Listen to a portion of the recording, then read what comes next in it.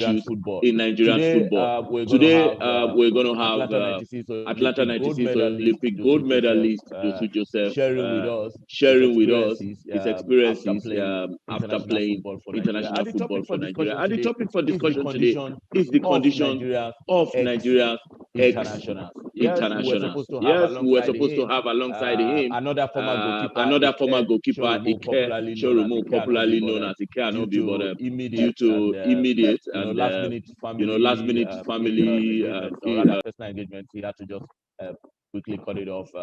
But be sure that we will bring Ike Anobi to you, just like we are bringing our number one Olympic gold medalist to you today. So some other time, Ike will join us for a session on Kick and Follow.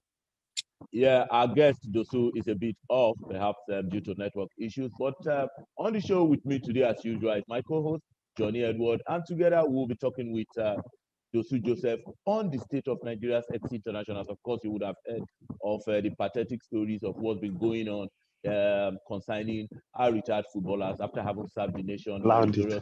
Some of them, find it quite really difficult to adapt to life on retirement. Some find it difficult to continue the big life and the good life they used to live before they retired. In all, we'll be asking Dosu, what is the condition of the Nigerian ex-international? Haven't done so well for the country. Is it how they should? Welcome again, once again, Dosu Joseph. It's your show. It's my show. It's the viewers' show. It's the Nigerian #1 online TV program as far as sports is concerned. Kick and Follow. Welcome, Dosu. Okay, we had recently Sasha Folue gave up the ghost after a short illness, and a lot of people actually raised issues concerning what Nigerian football authorities are actually doing for ex-internationals after retirement. Sasha Folue, a former Nigerian defender, people were not really happy what happened to him when he gave up the ghost. Yeah. Dosu, would you say you are satisfied with the condition of the retired Nigerian international? You're putting me on a very hot seat, and it's that question is not just an easy one to answer. But I believe, I think a lot of Nigerians or ex-internationals have represent this country. They've done what they're supposed to do. I think they should be given a lot of attention. No one asks for money, but I think a very good health care supposed to be given to them. If ex-international has a very good health care, I think a lot of us will be living much better. But when the problem of health comes in, I think that is where we run around for assistance, because yes, we have to pay a lot of money for medical bills and so on and so forth. But all I can say is we need a good medical care. If it is being given attention to ex-internationals, I think that will be much better for each and every one of us, not just the yesteryears players, but also for the present players too. Okay, yeah. What about the show of concern? Like some say, during Shofoluwe's burial at Aton Cemetery in Yaba, Lagos, some people were concerned that the Nigerian Football Federation and the top military officials were not there to give their last respect to a man who served Nigeria very well. Aside, the medical services to players, don't you think at least we should show that appreciation to our ex-stars, on such occasions? Well, that's not their first time. I think during late Ajibade Babaslade burial, they were not there. Even when Rico died, they were not there. So not just Ajibade's alone. I think they've been doing that for ages. Most important thing is Nigerians as a country. Nigerians came out to respect those guys when they needed to. They were there when they were being buried, and that is all what we need as an ex-internationals. Even if the federation is not there, but those who love us most were there to give the dead one their last respect. I think that goes a long way. It is not their first time. It has been like that. So we're not complaining, but then we should all remember that we will surely go to that 6 feet. It's not just the ex-internationals alone, but what is important in life is for us to do the right thing, the good thing. Even when we die, let people remember us for what they know us for. And we all pray that they should know us for good, not for bad. But it's just unfortunate that when it happens, none of the federation officials are there. But that's okay. Like I said, Nigerians came out to time that they give their last respect. So it's okay, not just the federation alone, but thank God the journalists are there. They've been there from beginning, and they're also there at the end of the day.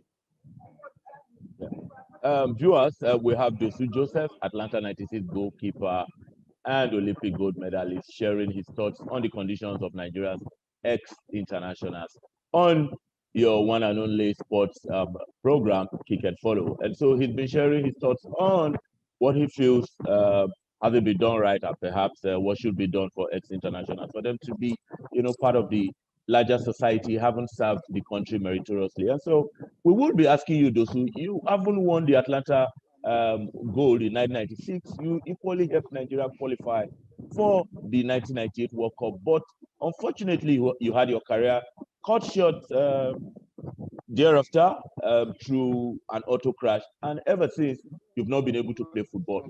When you had a crash, was there any immediate response from the federation to assist you? I think I had an accident that ended my football career. I'll say I'll give thanks to Lagos State government, then Colonel Buba Marua. I think he stood by me all through my accident, from Eko Hospital till when I went to Israel for the operation. I don't want to say much about the Nigerian Football Federation. I think my state stood for me, and I'll keep on thanking the governor, the presidents, and those who have been there before. And I'll thank Lagosians and also Nigerians for praying for me during my predicament. Their prayers worked for me. Here I am working, even though I'm still on crutches, but then thank God I'm alive. But I think I should give thanks to my governor then, Colonel Buba Marua, the present, the past, and Lagosians and Nigerians generally. Yeah, we know that there is no structure in place for Nigerian ex-internationals to reintegrate back into the society when they leave football. How have you been able to cope all these years since you retired from football? Has it been easy? First of all, I'll give God the glory. I think since I had my accident 25 or 26 years ago, God has been there for me. I think the little that I save, I think I've been using it gradually. I supposed to have went for another operation, but I thought about it, spending all the money and coming back to sit without it, how will it look like? But most important thing is we are alive, we're kicking, but then God has been helping. Everything is to God's glory. We've been pushing, we've been making it. I have an academy I run, and we've been doing well. Okay. And now still talking about the predicaments of ex-internationals now. In Europe, most people save. There's a scheme which they save while they are playing, and when they retire, they fall back to those schemes. But same can be said of that in Africa, and indeed Nigeria as a whole now. Advising these younger ones not to make the kind of mistakes probably some of you guys made during your playing days, not saving properly. Well, in Europe, there is something we call pension funds. And when you're playing, it's being deducted from your salary. And at the end of your career, I think the government breaks that money in little, so that at the end of the month, you get back what you've been giving to the government, and that keeps you going. Even in Europe, they also employed you to be a football analyst or get you into the club you played before. You become a coach or becomes one of the officials in there. But in Nigeria here, I think a lot of things needs to work for before the ex-internationals can come back home and say yes, they want to be coach or they want to be an administrator. I think not paying players salary or official salary also worked against that for ex-internationals to come home. I think we've learned a lot during our time, and the young generations of nowadays have also seen the way the ex-international lives, and they don't want to go into that system. So most of these junior ones, I think they go into properties, they buy lands, they buy houses, so that they can be okay when they retired from football. I think the young generations of nowadays are doing very well. We don't get the money they are getting now, but then I think they go into properties and a lot of investment, because most of us as ex-internationals manage those boys and we let them know what future is after football. Football or retirement after football, it's not an easy thing. But then I think it takes the glory of God for you to settle down when you finish football. But then I think the young generations are really, really doing well in terms of property and spending their money very well. Yeah, so MON, why was it difficult for the players of your generation to save for the rainy day when they were playing? Why couldn't they have done what this present set of players are doing? Why is it like that? Yeah, I'll tell you, generations are different. In terms of my own generations, I think they were able to buy properties, they were able to go into something that would generate money for them in future. Let me use myself as an example for you. I didn't play football for 10 years, 2 or 5 years or 7 years. I left the shoes of this country in 1996. I signed a contract in 1996. I had an accident in 1997. That means I did not play professional football in Europe. I played in Nigeria for 5 years, traveled to Europe. Under 1 year, I had my accident, and that was it. And that is why I said I live by for what I am doing and for what God has done. A lot of my teammates are really doing well. If I have to mention, you mentioned Victor Ikpeba, the Olises, Okocha, Kanu, Dan Omokachi, and the young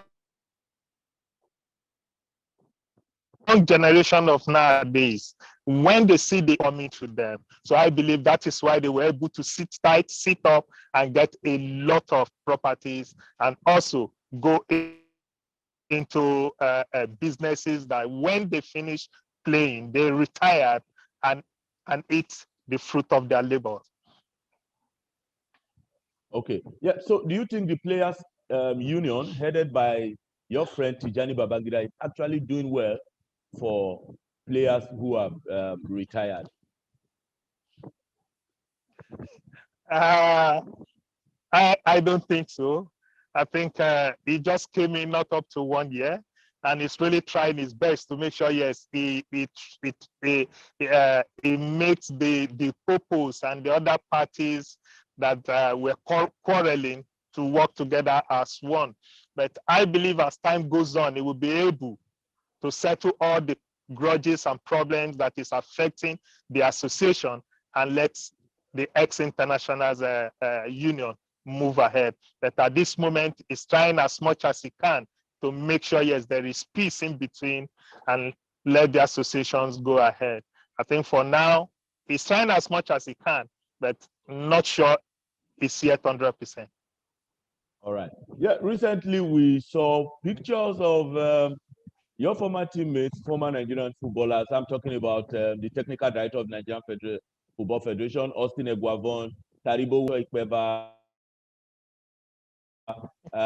Victor Agali, if I did that, were Garba Lawal and even Tijani Babangida.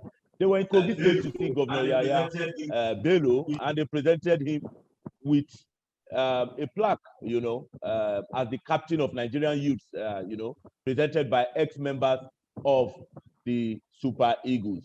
You know, is it that you people have an association, and what do you think from your own view? How do you feel with what happened between the players and the governor? I think that should be a courtesy visit. If it is being presented by Super Eagles players, I think, like I said, generations of Super Eagles are different. You mentioned Tijani Babangida, Taribo West. Those are 1994 sets. Maybe that's 94 set that went ahead and they gave him the captain of the youth or the captain of the Super Eagles of 94 set. And I wouldn't want to say anything on it. I think I should leave that. Maybe when you see one of them, they will be able to answer that question for you. As for me, I don't know much about that. I don't know why they went there. So if they went there to give him the captain of the youth or the captain of Super Eagles, that is not my generation. My generation starts from 1996, and I think 94 says should be able to answer that question. Yeah, in other parts of the world, we've seen footballers, you know, vie for top positions. For instance, we have George Weah, who is the president of Liberia, as you and I speak today. Yeah, would you advise Nigerian footballers to go into politics after retirement? Yes, for sure. If you want to go into politics, you are free. Nobody can hold you not to. It depends on what you want to do in life and what you want to achieve. It is an individual thing, and it is your opinion to say, yes, I want to go for governor or president of a nation. If you have the resources and you have the power, please go ahead. Okay. And so, are we going to see Dosu Joseph contesting for a political position soon in Lagos State? Mi Yoruba ko jọ, mo wà lé ìyá mi àti bàbá mi.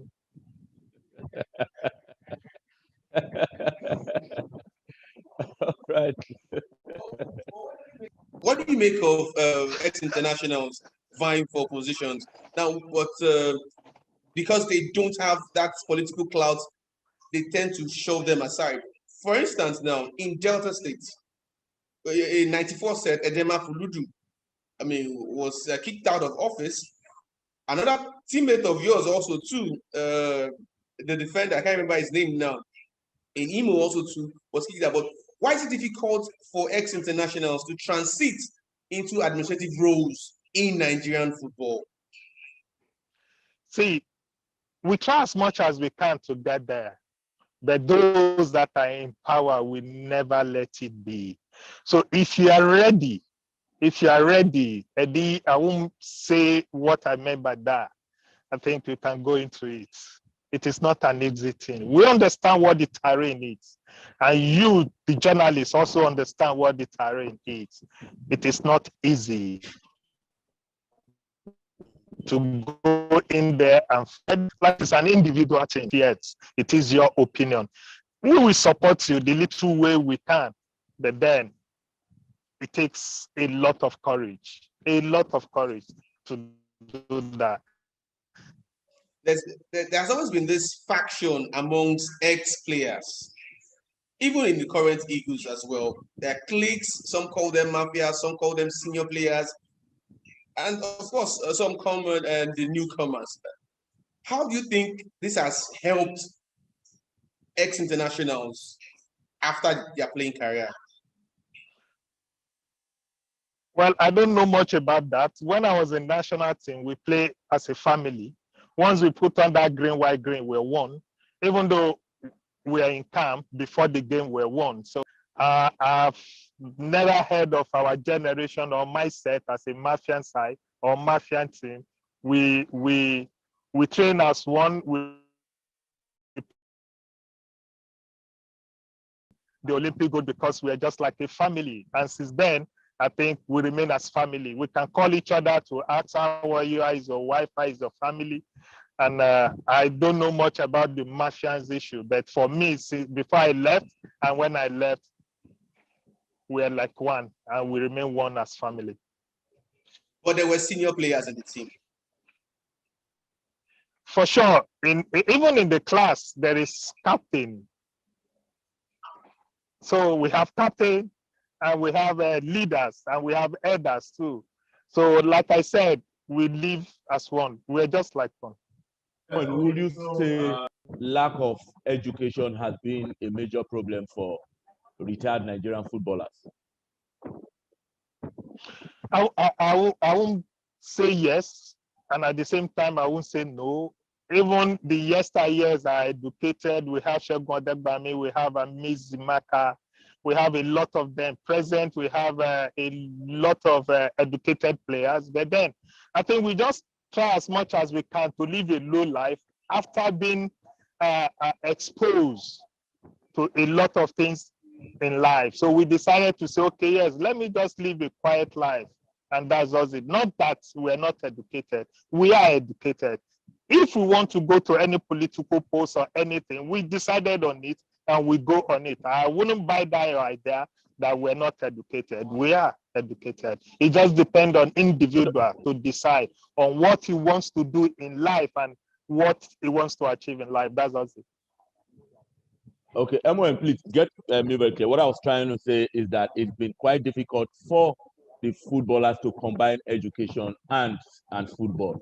So what I was trying to say in essence is it that because they couldn't combine education with football, they are having issues now? You know, maybe perhaps they would have had something to fall back on if they actually had maybe university education and okay, I'm retired, after all, I'm an accountant, I can, you know, work as an accountant and all of that. That was what I was trying to say. Not that you guys are not educated. I hope it's clear. All right. Yeah, it's clear, please. Yeah. Yeah, definitely, I know that. So, going forward, if you were appointed the Nigerian Football Federation president, what are those changes you are going to bring in? It's not all about criticizing and criticizing. What are the changes that you are going to bring in that would benefit and favor retired Nigerian footballers? I'll go back to what the system was yesterday when Sani Toro was the general secretary of that team. We all saw what he did, and that gave Nigerians, ex and Nigerian players to perform and win and qualify the national team to the Nations Cup and the World Cup. Whatever belongs to the players should be given to the players at the right time. The football in this country is no more the way we left it. The U17 are no more the under-17 we used to know. The U21 are struggling to qualify for any competition. The U23 are also struggling to qualify for any competition. The female team is the same. The Super Eagles played in the Nations Cup. Once they win the bronze, we time it as the bronze smells like gold. I think we've decided to take anything we win in any tournament as it comes. We are the giant of Africa and we should behave as one. The football, as I said, is not the same thing as it was before. I think Nigerian football, I remember in 1994, we were adjoined the fourth best football nation in the world. And today, I think we're in 20-something or 30-something. I think that has really affected the country football. We need to go back to where we belong. And I think the only thing that makes this country happy is when the national team is playing. We're looking ahead to see what will happen in Benin Republic, and also when they come back to play against Lesotho in Lagos, where I can say football is back. If they played their game against Lesotho in Lagos, I think Lagosians will see if they truly are players that are supposed to be put under green, white, green. Lagos is a place where they love to see the national team win, not just win, but win very well. 3, 4, 5, 6 goals, just as it used to be when we play the small country, just like we want to play Lesotho. Yeah, would you support MON? The Eagles traveled to Porto Novo in Benin Republic by sea. Well, if the road is not good, which I know very well that a lot of road construction going on that area, if the sea is available and the sea is conducive for the players, I think they are free to go. But when I read that story that they will be travel by sea. I think with sea, they are there, but the players carry the vote. If they want to go by sea, yes, fine. If they want to go back by road, fine. If they want to go back by air, fine. All right, yeah, viewers, once again, you're listening to Kick and Follow, and our special guest for this week's edition is Atlanta 96 Olympic Games goalkeeper and gold medalist Dosu Joseph, member of the Order of the Niger. So he's a very, very special guest today. Not everybody gets to be honored with that award. So Dosu, we need to ask you, after all you passed through, whenever you look at your Olympic medal, how do you feel? I felt honored because it's not easy to win an Olympic gold medal. I did not just go to Atlanta to make a story. We went to Atlanta to make an history. We wrote our name in gold, not in silver, not in bronze, but in gold for generation unborn to see and read one day that Nigerians went to Olympic Atlanta 96 with some young men of 23, and they conquered the world. We did not just conquer Africa. We conquered Brazil. We conquered Argentina, and we defeated Mexico. 3 South Americans team before we won that Olympic gold. Agasa, no be Dario, no be my. We work for it. Okay. Still talking about ex-internationals. Nigeria as a whole, many believe the country has not been fair to its sporting heroes, its sporting legends. Now, each time you flash, you recall good times you had playing, representing the country, and what has been happening to some of your ex-teammates, not just in football now, across sports generally now. What do you think the government could do? You talked about healthcare, but that's not just enough. What other things do you think could be done to ensure that these heroes, their labor, does not go in vain? My answer should be healthcare. If we have a very good healthcare, I think that will put us on a very big course. Once we have problems, see, health failure is not an easy thing. Having an headache, you can take care of it. Having a stomach problem, you can take care of it. But when it comes to issues of millions of nairas, I think if we have a very good healthcare for not just ex-internationals, as you mentioned, for those who have fought for this country, I think it will be much better than running at a scatter when one of us is down because maybe stroke or any other thing. I think healthcare is very, very important. Nobody is asking for money. Nobody is saying, yes, give us money, but a very good healthcare will take care of a lot of problems that ex-Nigerians are going through. It's talking about money. Several heroes of yours, the likes of the late Stephen Keshi, Amadou Shuaibu, even some living legends, the likes of Gordon Nigerian, still claim that the NFF are still owing them outstanding salaries and bonuses. Now, what do you make of this this scenario? I think that is unfair.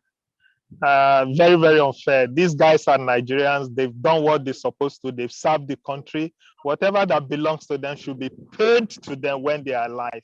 I read the Zile's comment. He said they shouldn't cry for him. That's the federation when he died. That he has met Pinnick not once, not two, in the presence of the governor, and he promised he will look into his case. And up to date, nothing has been done.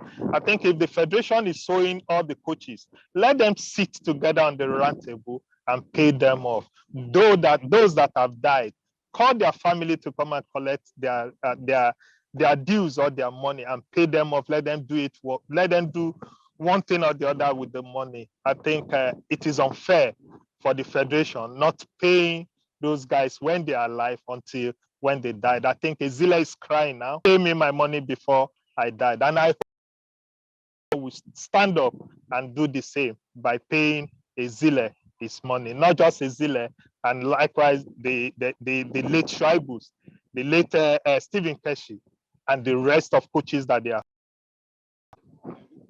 Yeah, so and that brings me even to Coach Erico.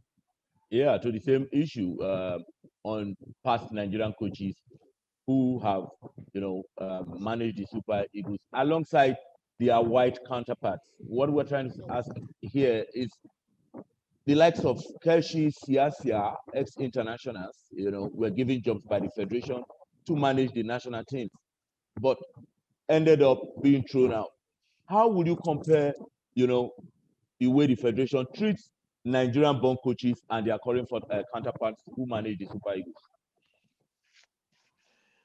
I think the best coach the federation has ever brought to this country was Clement Westerhoff. During my time, Clement Westerhoff, Bonfred Joe. After those two, just right. Even Stephen Kesh, okay, the white guys, okay. The white guys. See, let's talk about the present coach now. What has he done? He's been around for 5 years. Late Keshi was around for 2 years or 3 years. He won the Nations Cup. He took us to the World Cup round of 16. What have they done? Onigbide was there for a year or two. Can any of these coaches now, the Oyinbos, tell us they are better than the ones we have, the home-based coaches? I'll tell you no. 5 years, nothing has been achieved. But the home-based coaches have done that under 2 years. We are waiting and we are counting how many years will stay to win the Nations Cup. So you don't see that happening soon? Eagles winning the Nations Cup. Well, we have the Nations Cup next year in Cameroon. Let's see how it goes. I want my country to be up there, win all the trophies we have in Africa or in the world. But then, let's see how the coaches will go about it. But I still believe our home-based coaches are better than the ones they bring back home here to come and coach the Super Eagles. But then I'm not the federation. I'm not the person who signed them. They believe the Oyinbos are better. But we are counting and we're seeing. Nigerians are counting. Nigerians are also seeing. Let's hope and see if the giant of Africa will win the next Nations Cup coming up in Cameroon next year. Okay, yeah, that reminds me again of when we talk about the treatment, of our stars, our retired stars. Yeah, you played a bit for a year plus in Europe, and you played in Nigeria as well for Julius Berger. Yeah, how would you compare how footballers are treated in Nigeria and in Europe? Is it close? Close. Maybe 10% and 100% over there. See, things works over there much better than here. Even the league we played now, we see a lot of things that happen. Let me tell you something. Even to go to the field to watch Nigerian league, we have 90 minutes in a match. My brother, when you go to the stadium, you will only see 15 minutes to watch. The goalkeeper falls on the ground, remove his gloves, remove his boots, remove his hose. Before you know, before he put those things on, it's almost 10 minutes. Another player fall off because his team is leading 1-0. And before you know, you only watch 40 minutes inside night. What happened to the remaining 50 minutes? They just use it to waste time on the pitch, falling down anyhow without the referee giving cautions or telling them what to do. And when the reserve referee decide to bring out the remaining time, if he brings 15 or 10, you hear the story. What is Shojorofu? How can you play extra minutes, 15 minutes, and after you wasting a lot of time? I think a lot of things is wrong in Nigerian football. The players need to sit tight. The government need to do a lot of things by paying the players as at when due. My brother, God go help us for this country. Amen. Amen. You played for Julius Berger then, and you won the Nigerian League title there. But you were well paid then too, playing for Julius Berger. I must add that part. You were well paid then. A big boy there. But the current players in the Nigerian Professional Football League, they travel as far as 15 hours. Some even go 22 hours to honor a league game. Before they get there, they're already fagged out, tired. I mean, no strength to even play for 90, even 40 minutes that you just talked about now. Now, the risk, we've heard about Robo FC, the women's team, being attacked in Shagamu. We've heard about Nasarawa bus going up in flames and accidents here and there. Now, was this what it was like when you were playing, traveling long distance to honor league games? Or what has changed? Why can't teams take care of their players properly? My brother, I think the highest we went by road, I think should be in Enugu, Aba, Owerri. Whenever we go to the north, we go by air. That's Julius Baja for you. Julius Baja is being run like a professional team, not just a team on the roadside. We enjoy Julius Baja. And till I left, I think Julius Baja was one of the best teams in Nigeria. I think now we have a lot of clubs that are being run by the government. And we have a lot of people in there with their selfish reasons. When a team is traveling to Kano and you see them leaving a day to the match and they want those players to perform miracle, I think I should blame the home team. Such teams should be beaten like 4, 5, 6. So that the management will be given query that what happens over there. I think those who runs our football should change. Those boys needs to be taken care of, not just letting them go from Lagos or from their base for 15, 16 hours by road and you expect them to win. No, my brother. It's just unfortunate that things happens on the road, not their own making too. But our road needs to be repaired too. But I felt for Robo team. I think they were being attacked on the road by armed robber. Likewise, Adamawa. But I know Wiki Boss got burnt. But just unfortunate things happens like that. But the system needs to be changed. Okay, we're still talking to Dosu Joseph, Atlanta Olympic medalist, and of course, he had few caps for the Nigerian national team. Like Tana said earlier, he helped Nigeria qualify for the 1998 FIFA World Cup in France, where we reached the round of 16 there. But as a goalkeeper, since General took charge, he has used 5 different goalkeepers till date. 5.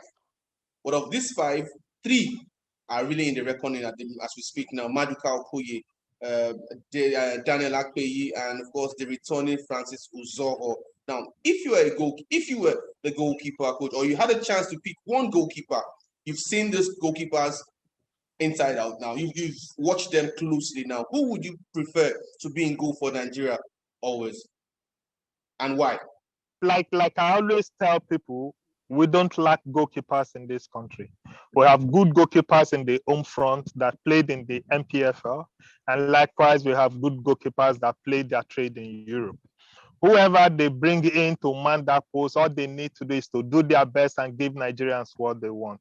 We've seen changes in that post. We've seen Uzawa, we've seen Akpei, we've seen Ezenwa, we've seen Okoye. I wouldn't mention one is better than the other. It's all about opportunity.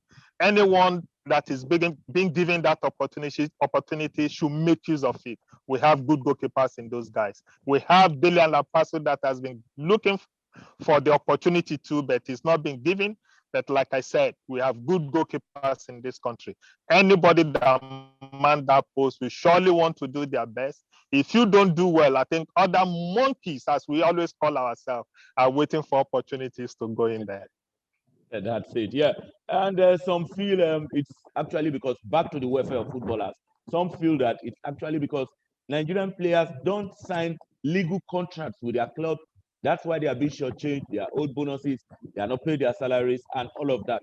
What is your advice to the Nigerian Professional Football League players on signing contracts, salaries, and bonuses? Not just for the players alone. I think it starts from the federation. I mean, from the league management company. LMC. I think if they stand their ground and say, yes, there should be a contract from the players, I think it will be more better. A lot of players just sign contract even without seeing it. They don't even have a copy. They tell you sign. When you sign, we'll give you a copy, which they will never give. We've seen clubs in week 1, week 2. They will even sack players and say, you are no more part of us, and that is the end. Nobody fight for them to get their money or even their release paper.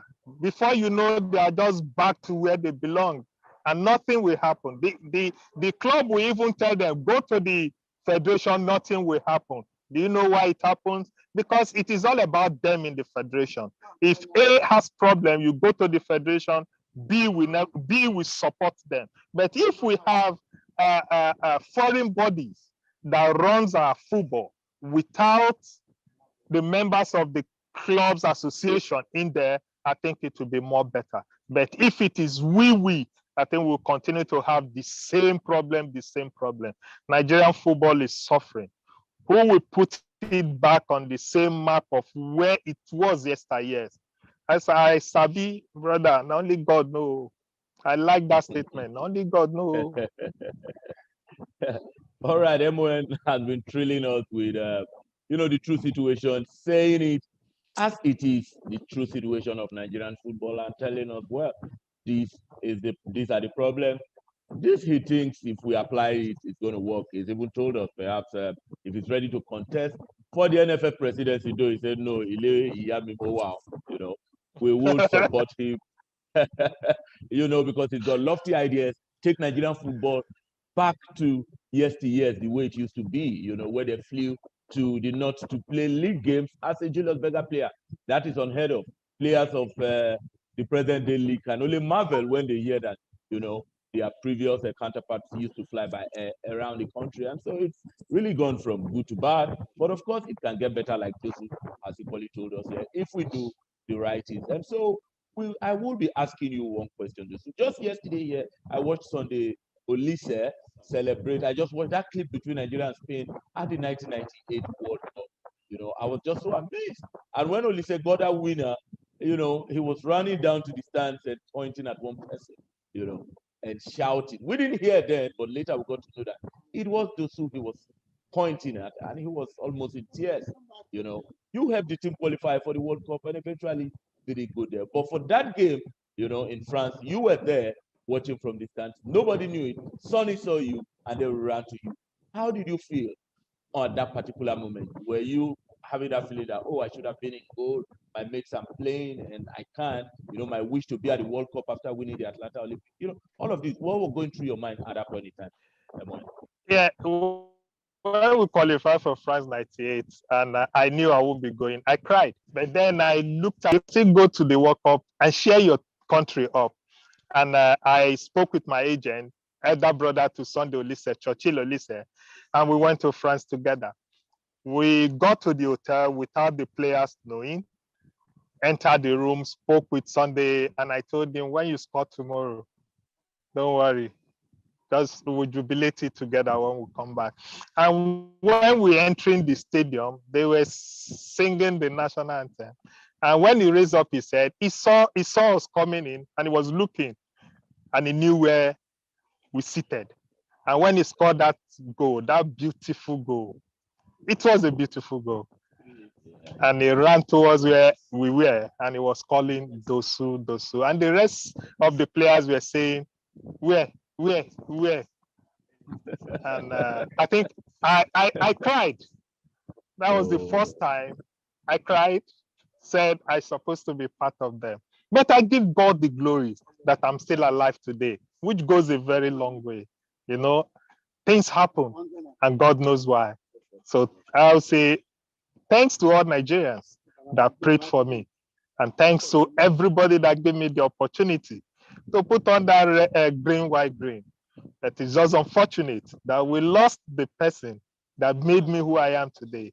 That's Joe Erico, the man who took me from nowhere and became what I am today. It's just unfortunate.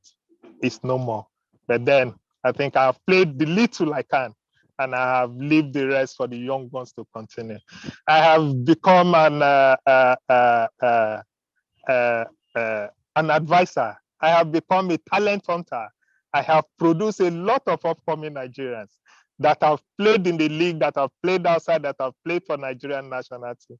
And I'll keep on doing my best by producing players for my country, Nigeria. Yeah, that's it's a country where I love so much. I love my country, no matter what. But then I want things to be done right. I love my country. All right. Yeah, that's Dosu with the final shot saying, I love my country, but things must be done right. Yeah, viewers, once again, we've been speaking with Dosu Joseph, Atlanta 96 Olympic gold medalist and foremost crusader for good things to be done for Nigerian football. Yes, I call him the crusader, the preacher who says, no, do the right thing for the ex-footballers. Don't give them money. We don't need your money. Give them access to good medical care and they will be okay. He's not talking about headache or stomach or jadi. He's talking about illness, what perhaps, treatment in millions. And so he said, no, just give us, a head, maybe an HMO, head management, care and all of that. And, the ex-internationals will fully reintegrate into the society and live normal life like their fellow Nigerian counterparts. So it's been nice talking to MON, yes, member of the Order of the Niger. And of course, for more on this show, we will bring you, we will call you, and we hope you oblige us and, talking on topical issues. Thanks so much for the program. It's been nice. Yeah. All right. Yeah. Johnny Edward too has been, contributing. He's always been my able co-host. Thanks, Dosu. Yeah. And to the viewers, bye for now. See you next week. Thank bye. Right. Good afternoon, our viewers. You're welcome once again to Kick and Follow, the Punch online TV program that features top Nigerian football stars, both retired and active, as well as the administrators, talking about very trending issues in Nigerian football. Today, we're going to have Atlanta 96 Olympic gold medalist Dosu Joseph sharing with us his experiences after playing international football for Nigeria. And the topic for discussion today is the condition of Nigeria's ex-internationals. Yes, we were supposed to have alongside him another former goalkeeper, Ike Shorumo, popularly known as Ike Anobi, but due to immediate and last-minute family engagements, or rather personal engagements, he had to just quickly cut it off. But be sure that we will bring Ike Anobi to you, just like we are bringing our number one Olympic gold medalist to you today. So some other time, Ike will join us for a session on Kick and Follow. Yeah, our guest Dosu is a bit off, perhaps due to network issues. But on the show with me today, as usual, is my co-host Johnny Edward, and together we'll be talking with Dosu Joseph on the state of Nigeria's ex-internationals. Of course, you would have heard of the pathetic stories of what's been going on concerning our retired footballers after having served the nation gloriously. Some of them, find it quite really difficult to adapt to life on retirement. Some find it difficult to continue the big life and the good life they used to live before they retired. In all, we'll be asking Dosu, what is the condition of the Nigerian ex-international? Haven't done so well for the country. Is it how they should? Welcome again, once again, Dosu Joseph. It's your show. It's my show. It's the viewers' show.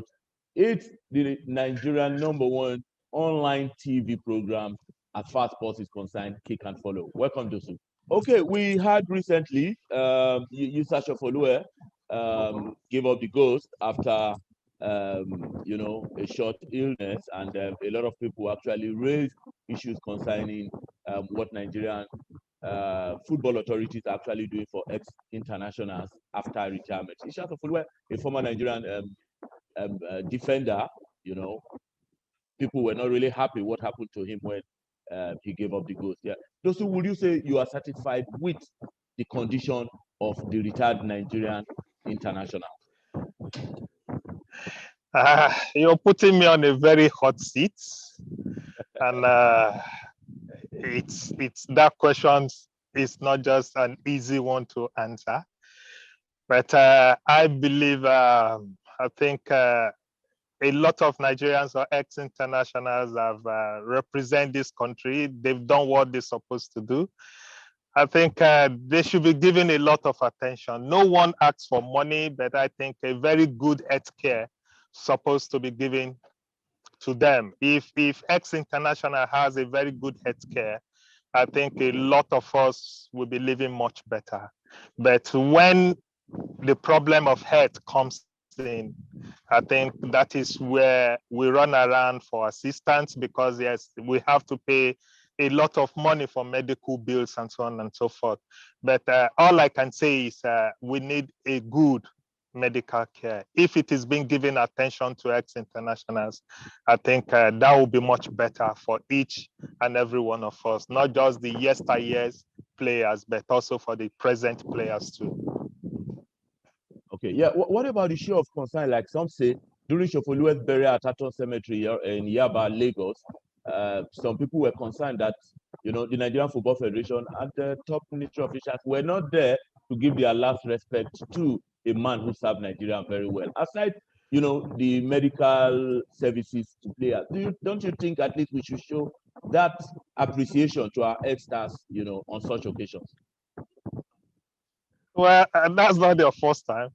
I think during late Ajibade Babaslade's burial, they were not there. Even when Enrico died, they were not there. So not just Ajibade's alone. I think they've been doing that for ages.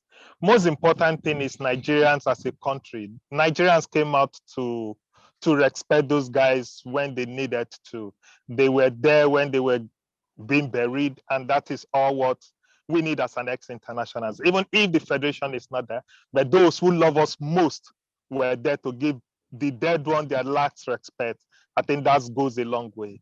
It is not their first time. It has been like that. So we're not complaining, but then we should all remember that we will surely go to that 6 feet. It's not just the ex-internationals alone, but what is important in life is for us to do the right thing, the good thing. Even when we die, let people remember us for what they know us for.